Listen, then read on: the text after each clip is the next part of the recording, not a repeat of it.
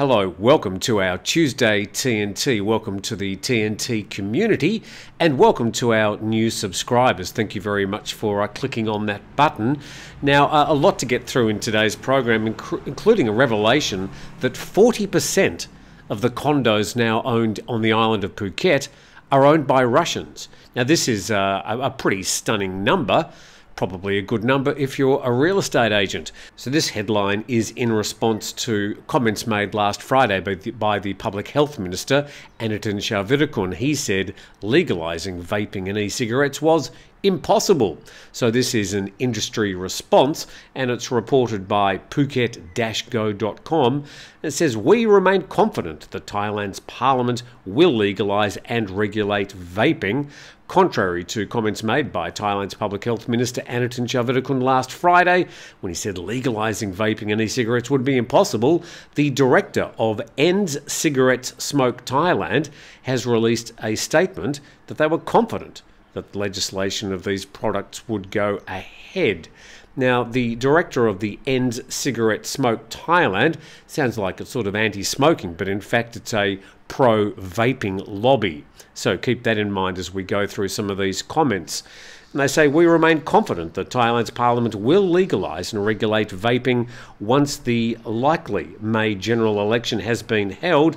The issue is simply too big to ignore and the science too compelling." Just going through selective parts of this particular story, the authorities seem keen to remind visiting tourists that vaping remains illegal in the kingdom. However, that doesn't mean it's always going to be that way. We continue to make good progress behind the scenes. Hoping that something will happen and actually making it happen in Thailand, of course, are two totally different things. The work has been several years in the making. It hasn't stopped. In fact, draft vaping legislation awaits Thailand's parliament to debate and ratify. I'm not sure if that's true. Realistically, though, the general election will take precedence. And of course, the people who end up getting elected and their views on vaping and e-cigarettes will be paramount. The ECST director says most politicians and the public remain supportive of lifting the country's failed vaping ban. He's probably not wrong, but there should be some sort of connection to at least a poll. And as far as a vaping ban's concerned, well, it has largely been a failure, given the number of people I see vaping on a daily basis, just walking around the streets. He says, "I remain fully confident that safer nicotine products will be regulated in Thailand. Regulation will give consumers better protection, encourage more smokers to quit deadly cigarettes, and ensure we have much better controls over youth vaping with a strict purchase age." So a response there from some of the e-cigarettes and vaping lobbies to the comments last Friday from the Public Health Minister. I don't think we're going to see any change to the current situation, at least until the next election, and then it's going to take 3 or 4 months to elect a Prime Minister and get the first parliamentary sitting. The first thing on their mind probably won't be any sort of vaping legislation. So the confusion, as usual, will continue. Let's go to our next story now. And from The Nation, Duangpetch to be cremated in England tomorrow, which means today. And this is about Duangpetch Dom Promthep, who died back on February the 14th after some sort of collapse in his dormitory. He was one of the young wild boars, the Mupar football team, who were trapped in the Tum Luang cave and had, realised a dream by being nominated for a scholarship and sent to England to study.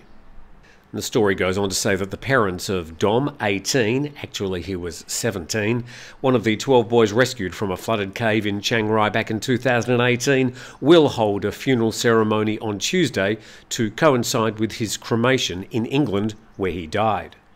And then in the second paragraph, it says he died on February the 14th after collapsing in his dormitory room on February the 12th.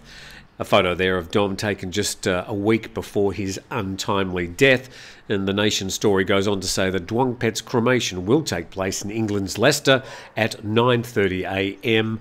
Tuesday, which will be 4:30 p.m. in Thailand today. Duangpetch's ashes will arrive back in Thailand around March 4th or 5th. The parents and relatives will hold a 3-day ceremony to make merit for Duangpetch after receiving the ashes, and they would scatter Duangpetch's ashes in the Mekong River in the Chiang Saen district of Chiang Rai. Just to consider for a moment the roller coaster ride that family's been on, their young son trapped in a cave with his teammates.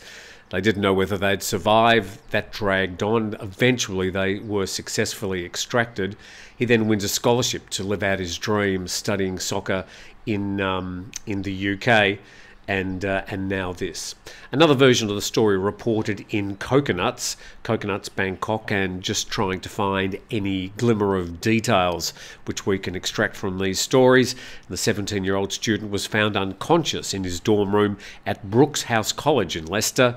She said that the mother that she and other family members would be present for his cremation in England prior to returning home with his ashes. And no clear reason for Duangpetch's death has been made public, despite rumours in the media reports that he suffered a fatal head injury. According to the BBC, his death was not being investigated as suspicious, and we know the autopsy was held last week, and the results of that won't be made public until July. Thai footballer and philanthropist Zico, whose foundation paid for Duangpetch to study at the college, said earlier this month that he had died in an accident, and Zico broke the news of his death on February the 15th. The college later said Duangpetch was found unresponsive in his room on February the 12th and died 2 days later at the hospital. Well, that's literally all we know about that particular case, and anything beyond that is just purely speculation. Apologies that I'm a little bit stuffed up this morning. Quite a bit of air pollution in Phuket today. I think it's got to me, so pardon me being a little bit sinusy. But a big thanks to our sponsor, 5 Star Marine. If you'd like to do a private tour off the island of Phuket, can highly recommend that you check out 5 Star Marine, and there's a link in the description under this video.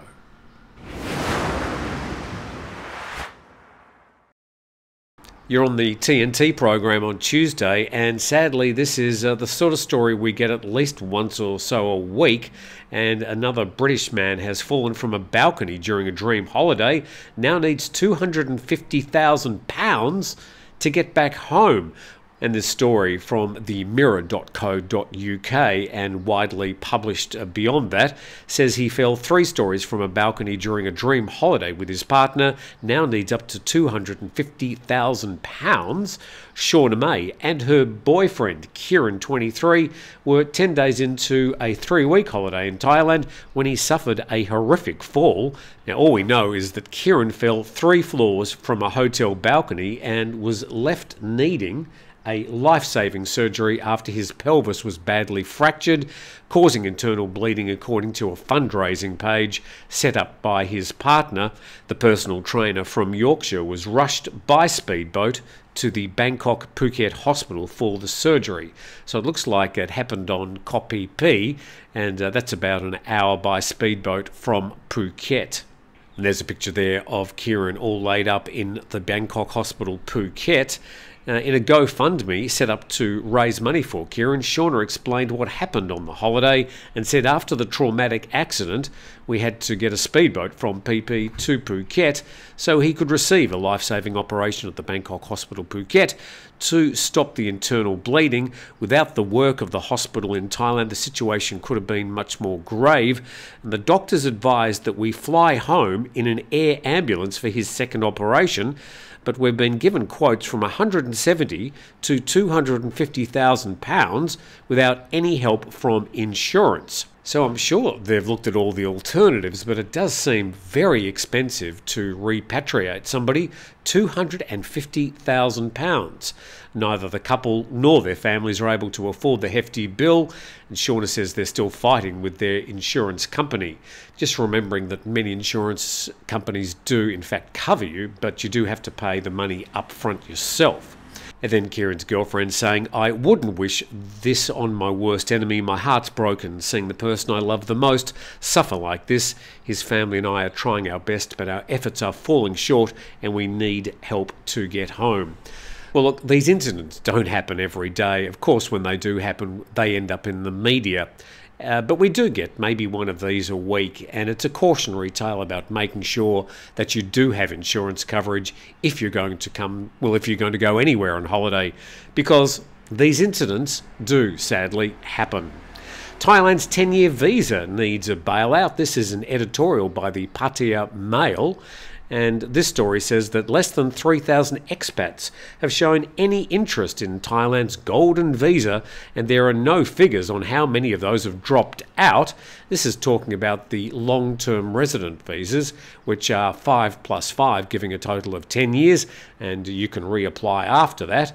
But apparently only 3,000 expats have shown any interest after they were launched last year. So this article says that there are problems to overcome, and just reading this pretty much as it is, as Thailand's pushing its brand of long-term resident visas, other countries are cancelling their versions. Both Portugal and Ireland have very recently cancelled their 10-year options because foreigners, especially Chinese and Russians, says this story, have been using their residency permits to buy up choice properties, thus fueling inflation and making it impossible for poorer citizens to get into the housing ladder. This is an ongoing story, and we'll address this locally a little bit later on in the program. The Thai long-term resident visa is aimed at global citizens, wealthy retirees, digital nomads, and highly skilled professionals. The detailed regulations are complex, vary according to category, but the eligibility criteria are unduly conservative. Digital nomads, for example, are expected to work for a public company listed on the stock market or for an established private company with a combined revenue of at least $150 million over the last 3 years. I've certainly noticed people contacting me, and certainly when I've checked the details, that the bar is set very, very high, and they do check all these details, and very few people can actually qualify, especially people like digital nomads. Many work from anywhere professionals in Thailand aren't impressed by such restrictions and just rely on tourist visas. Well, that's the truth. They are customarily left untouched by the immigration police unless they openly and directly compete with Thai nationals for income.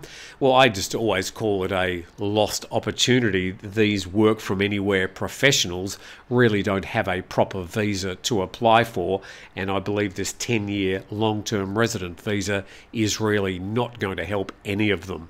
Retirees are another coveted group as long as their annual income is at least $80,000 US, or they've got very substantial financial assets in Thailand. And down the bottom, unlike some other long-term residency schemes elsewhere, the Thai version does not hold the promise of a second passport down the line, although the 10 years are extendable and families are welcome. So it looks like the Board of Investment's got some work to do to make these long-term resident visas relevant and useful to people. At the moment, with only 3,000 people successfully applying since September last year, you'd have to describe the new visa, as a failure at this stage. Let's see if they'll make some changes to it to open it up to a broader range of people who would like to come and work or live in Thailand. Let's go to this next story, and it's reported by The Tiger. It says Russians own 40% of foreign-owned condos in Phuket. And Thailand's Real Estate Information Centre reports that Russian citizens own nearly 40% of foreign-owned condos in Phuket, valued at a collective 880 million baht. They've converted it there as 25 US dollars. Don't think the exchange rate's quite that bad at the moment. And then in Phuket, Russians have overtaken the Chinese as the #1 condo buyer. And since Russia invaded Ukraine last year, Thailand's become a refuge for Russian citizens, as reported in Al Jazeera, also reported on our program yesterday, and got a lot of response from a lot of people. And from November last year to January the 21st of this year, Phuket International Airport reported 233,000 Russian arrivals. It's currently around about 4,000 or 5,000 Russian people arriving every single day. And then the story continues. As a result, rental rates for condos in the province have increased. Luxury condos that used to be available for about 35,000 baht per month are now 3 times more expensive. We covered this extensively yesterday.